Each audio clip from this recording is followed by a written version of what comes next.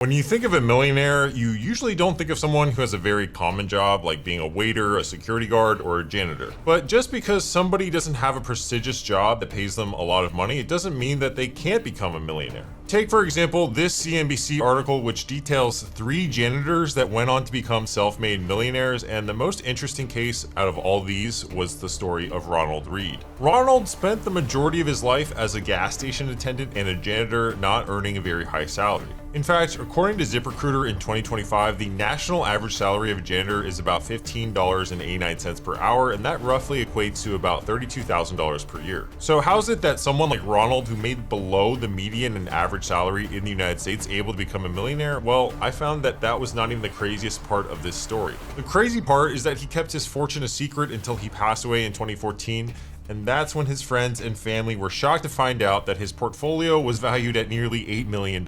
So how did he do it? Well, in today's video, I'm gonna run through the 4 pillars you must understand that will make you a millionaire even if you have a low salary. Now, if you're able to implement all 4 pillars into your life, I know that you're going to achieve incredible things, including that elusive 7-figure mark. So the first major pillar is frugality, or I like to actually call this ensuring every dollar has a place. I'm being frugal, and that's the only way you're going to be able to save a percentage of your income and eventually have money work for you. The dictionary definition of frugal is to, quote, be careful about spending money or using things when you do not need to. In other words, we want to make sure that we're getting the most value out of every dollar, pound, euro, or whatever currency it may be, because especially in the beginning of your wealth building journey, the beginning is going to be the hardest. So a small example of being frugal in my personal life is using the McDonald's app on my phone. They usually have rotating categories of different rewards and deals within the app, but I think that's a pretty good deal. You save $1.55 just for using the app, and while that $1.55 is not going to change your life dramatically, I have a friend, for example, he makes over $700,000 a year. That's a mind-blowing amount of money. But if you peek behind the curtain, he actually has less than $50,000 in his savings account, and he only saves about $20,000 per year. He's got a 30-year mortgage that's slightly out of his budget. He's got 3 cars that he's making payments on with his wife, and he spends money like it's water. We probably all have this friend that lives a little bit too lavishly. He makes a lot of money, but he's only saving a very, very small percentage of his income. I would argue if you're trying to save $20,000 a year, you could probably do the same thing with a much lower salary. Some people could even do it on a $50,000 salary. Then with your savings, you can do what Ronald Read did, which was to actually invest the money for the long term. And that brings me to pillar number 2. Pillar number 2 is to invest aggressively. Now, I don't mean you have to invest in aggressive holdings with high risk and returns. I just mean that you need to be contributing to your investments as early as possible and as much as possible. Let's pretend you invest $3,000 per year, which would be 10% of the average janitor salary in the United States. If you're able to get an 8% return on your money, which you can get by investing in something like the S&P 500, you can see the varying amounts that you will have by the age of 65 in this graph. If you're able to start at age 18 investing $3,000 per year, by the time you're 65, your ending balances will be $1.358 million. If you start at the age of 25, that value at 65 years old will be $777,169. And if you start at the age of 35, it'll be around $339,849. And as you can see here, if you start at the age of 45 or 55, your ending balances are going to be much worse, $137K and $43K. I hope that this illustrates to you that the cost of not starting a bit earlier is quite huge. Let's actually look at the cost of waiting 10 years comparing someone that starts at the age of 25 versus 35. At age 25, if you're able to invest $3,000 per year or about $250 per month, your ending balance is going to be that $777K number. But waiting 10 years means that you will only end up with $339,000. So that's a difference of $437,000 or so just because you started 10 years later. So as you can see, time is a huge component here, and that's why as soon as you're done watching this video, you should probably make sure your investments are set up. Now, obviously, Ronald Read probably number 1 started at a young age, but number 2 invested aggressively, not just until the age of 65, but since he passed away at the age of 92, I'm sure a lot of the gains that he had in his $8 million portfolio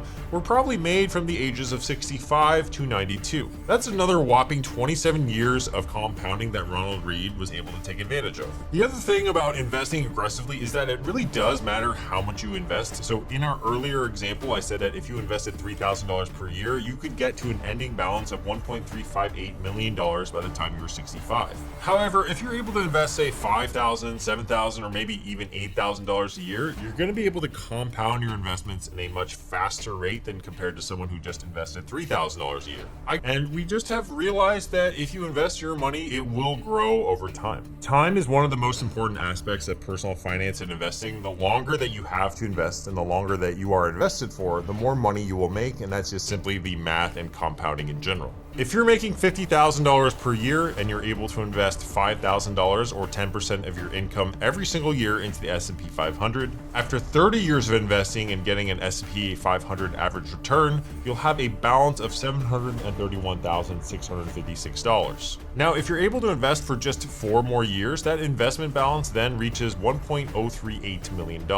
As you can see, the first 30 years that you invested, your ending balance was $731,000, but in just the 4 years after that, you made another $307,000 just because compounding really took over and you started to accelerate your gains. This also assumes that you aren't earning more money throughout your life and you aren't even getting married, which would increase your overall household income if you were to add another spouse that has an income as well. Using our same example, our balance would then be $5.571 million. And so you can see how Ronald Read probably got there also due to the fact of how long he lived. Everyone in the media loves to talk about how rich Warren Buffett is, but what many people don't realize is how much of his wealth came in his later years. In fact, Warren Buffett made 99% of his net worth after his 60th birthday because of this simple concept. His current net worth is over $160 billion, and yes, he is a legend at investing, but everyone overlooks the fact that the primary reason that he's so crazy rich is due to persistence,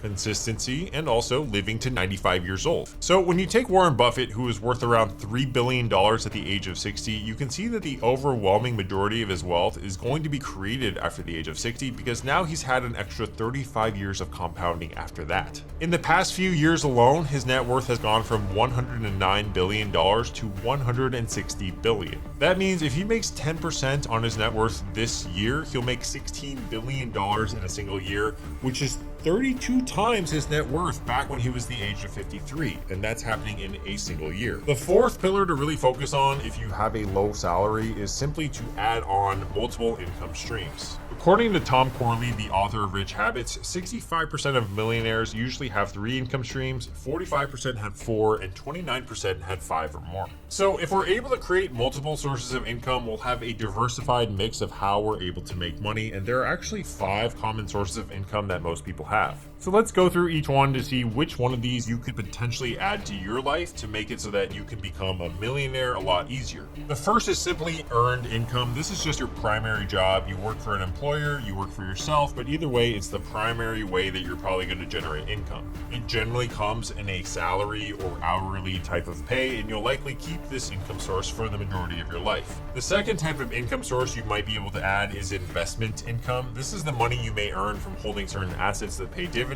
like stock or index funds. In the case of Ronald Read, he died with 95 stocks in his portfolio, and many of them were dividend payers. Quote, friends say Mr. Read typically bought shares of companies he was familiar with and those that paid out hefty dividends. When dividend checks came in the mail, he plowed the money back into more shares, Ms. Bokum says. Many companies will offer a dividend reinvestment plan, also known as a DRIP, and with these plans, there are usually no commissions or brokerage fees for the shares that you buy, and you can sometimes get discounted prices in the form of fractional shares, and that's basically how they accrue. The third income source I want to talk about today is interest income, and this is the type of income you might get for keeping your money in a high yield savings account. Right now, a lot of the accounts out there are paying about 3.5 to 4% at the time of this recording, and that means on $10,000 of savings, that's upwards of $400 per year just for having your cash sit within a high yield savings account. Compare that to a traditional bank, I'm sure you guys know, where you only get a 0.01% interest rate, then you can kind of see here that having some interest income in this environment is at least better than none. The fourth income source that many millionaires will have is rental income. So if you own any properties or a car or anything that you can rent out, this would classify under rental income. Even if you don't have a property just for the purpose of renting, you could rent out a room in your home or an attached dwelling unit for extra cash.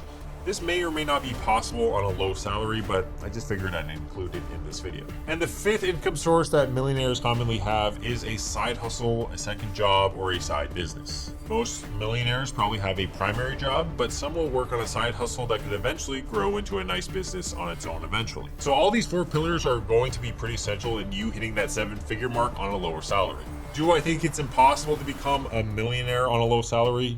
No. Do I think it's going to be easy though? I don't think it's going to be easy. I think it will take some extreme discipline. Let me know down below in the comments what you guys think, and if you have any experience growing your wealth on a lower salary or income, let us know down below.